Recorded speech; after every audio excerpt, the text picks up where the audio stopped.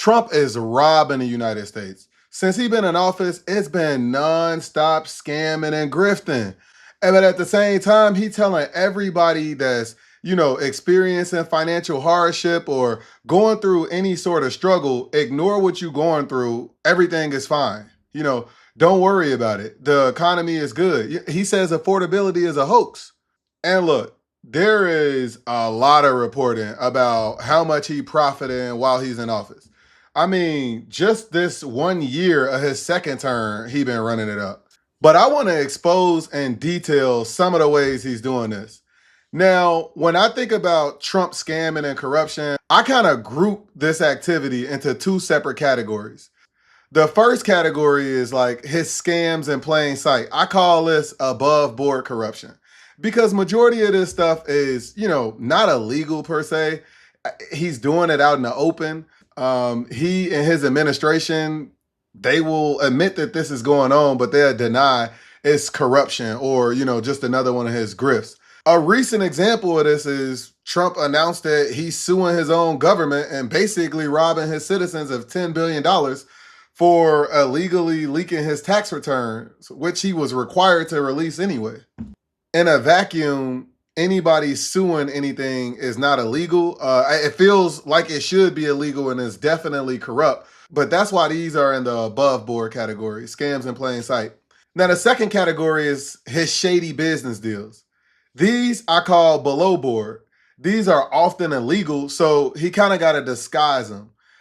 I would think of this as like Trump selling pardons, right? It is illegal to take money with the condition that you're going to pardon somebody. So you kind of got to read between the lines. But look, category 1 and 2 is all scamming, is all corruption. He's abusing power because he's the president of the United States. But because he does so much scamming and he's so corrupt, I kind of got to group these in two separate categories because they wouldn't fit in one segment. So in this first segment, I'm going to just talk about category 1, those scams in plain sight.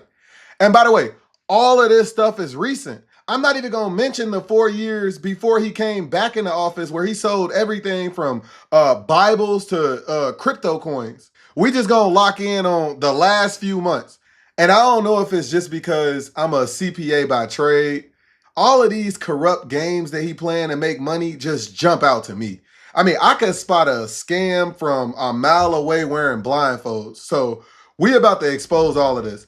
Before we get started, I want to stop, pause, take a second, ask everybody to subscribe to my YouTube page and sign up for my email list. Those are the best ways to stay in the loop on all things politics with Steve. Without further ado, let's dive into it. If you've been following the news recently, you know that Trump is thirsty for acknowledgement. Dude is putting his name on any and everything that he can legally. We see what he just did to the Kennedy Center. And a while back, it was circulating that he was trying to pressure the Washington Commander owners to get the stadium named after him. And some lawmakers in Florida, which are really just some Trump suck-ups, they actually passed a bill to rename Palm Beach International Airport after Trump. All that has to happen now is the Republican governor, Ron DeSantis, need to sign that bill into law, and that'll become a thing. And he's expected to do that. Now, get this. Just as this new bill to rename the airport after him was moving through like the Florida state government, earlier this month, I think it was February 13th and 14th, Trump family business purchased trademarks for the following names: President Donald J. Trump International Airport, Donald J. Trump International Airport, DJT. And that's where we at now. But it does not take a rocket scientist to figure out where this is going.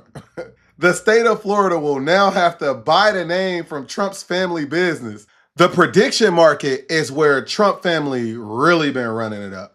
I mean, they are making money in several ways. And just recently, they found a brand new way to exploit the prediction market.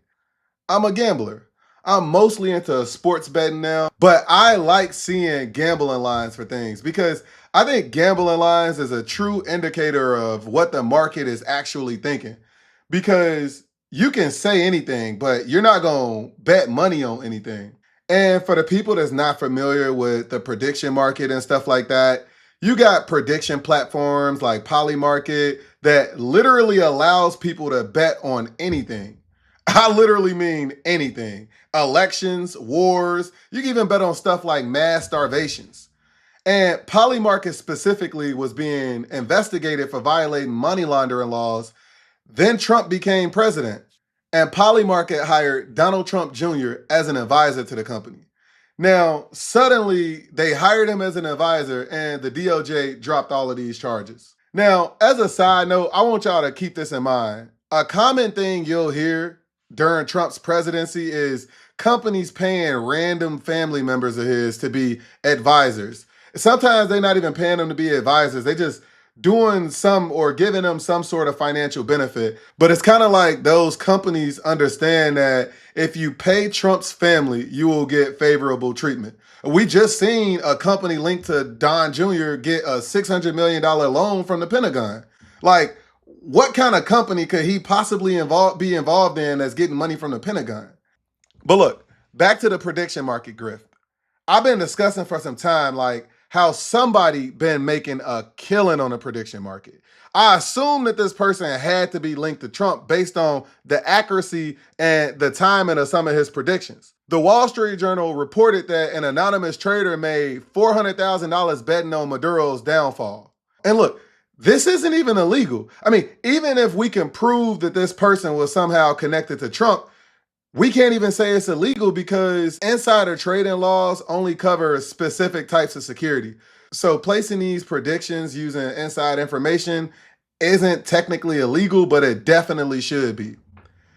But look, even with all that money being made, with them paying Don Jr. as an advisor, with the people closest to him raping the prediction market based on inside information, Trump family needed more. So they started a prediction platform. Literally, it's called Truth Predicts.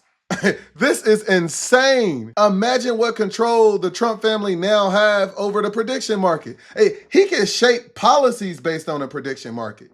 Think about this. If you're the president and you can bet on anything with the knowledge of knowing what you're going to do, obviously. For example, I could have been a person that bet on Maduro's downfall if I'm the president and I have a gambling platform. And another example of what he can do, let's pretend somebody else wanted to place a bet on anything, the next country to declare a war. Let's say this person made this bet on Truth Predicts. And if that person's prediction is right, Truth Predicts will have to pay them out. But look, in order for Trump to not have to pay out this, he can use the US government to make that person's predictions wrong. He can just declare war on another country like what he's doing in Iran. And then he can pocket the income from that bet because it's his platform. He forced the person to miss the bet and then he's pocketing the profit. It would be no different than an NBA referee owning like an NBA betting platform. Somebody with a ton of money bet on a specific outcome. If that outcome happens, the platform has to pay out the money. All you got to do if you're the referee is to make sure that outcome doesn't happen. I guarantee you referees will make sure that outcome does not happen. All right, next up we got lawfare. And I got to say, when I first seen the way that Donald Trump was suing his own government, I almost couldn't believe that, this kind of stuff was legal. There's multiple lawsuits that Donald Trump is suing his own government in. Just recently, we seen Trump basically order the IRS to pay him $10 billion personally. Now, let me stop and give him a little bit of credit. At least he ain't hiding this corruption. I mean, he doing this right out in the open. He's suing the IRS and the Treasury for illegally leaking his tax return. The craziest part about this $10 billion lawsuit is he was legally required to provide his tax returns to the US public, and he refused. Now, when you think about this lawsuit going to court, you got the Trump family on one side, but then the other side of the lawsuit is Trump's appointees. These are literally people that he appointed to these positions, and now he's looking for them to approve a federal payout to him. That's the problem. Look, everybody has a right to sue anybody for anything. But Trump is the president. This is just unfair. I mean, he runs the government. If he wins, the money comes from the US Treasury, which means taxpayers. And you would never guess what Trump wants us to believe he gonna do with the money. There's a new lawsuit by you and your family that you're suing the IRS for $10.5 billion for leaking your tax documents. Yeah. Is this a good use of taxpayer money? You can't leak documents. And any money that I win, I'll give it to charity, 100% to charities. Charities that will be approved by government or whatever. This man said he was going to be donating his salary that he made as president. Y'all remember that? So, yeah, I definitely don't believe he's going to be donating this. And just a few months ago in October, y'all remember he announced that he was suing the DOJ for about $230 million tied to like past federal probes against him. Again, the people in his administration, specifically his corrupt Attorney General Pam Bondi, who he's hired, is who will have to argue this case against him. You should not be able to sue the government that you are actively appointing the people that will have to defend the lawsuit. Like, you're their boss. All right, this next scheme is really low key. But again, because I'm a CPA, the way that I see schemes and, these financial transactions, I always follow the money. All right, so Trump does this thing where he lure people to Mar-a-Lago and he's jacking up the rates on them. We seen this 2 times just within the last 3 months. The press conference that he had in Mar-a-Lago about the Venezuelan raid, think about how many important people had to be there on behalf of the U.S. government. The Secretary of Defense, all Trump staffer, and then most of those people have security detail. Trump has security detail, and Trump is charging the U.S. government top dollar for all of this. He is literally charging these people to have access to his resort that they need to have access to in order to protect him. They got to pay for rooms. They got to pay for food. They got to pay for everything that Trump is billing them for down there in Mar-a-Lago. We also seen him do this when he hosted Zelensky. Whenever a foreign diplomat come into the United States, they got to come with, negotiators, just an entire foreign delegation. They are charging these people top dollar. Unfortunately, this isn't illegal. But we also know that other foreign leaders stay in Trump properties and pay top dollar just to curry favor with him. And lastly, I'm going to wrap this video up with another sleeper. This one personally blew me. So last month when I was looking for the job numbers, I realized that Trump announced them on Truth Social. That may not seem like a big deal, but he's creating content for his own social media company with taxpayer finance data.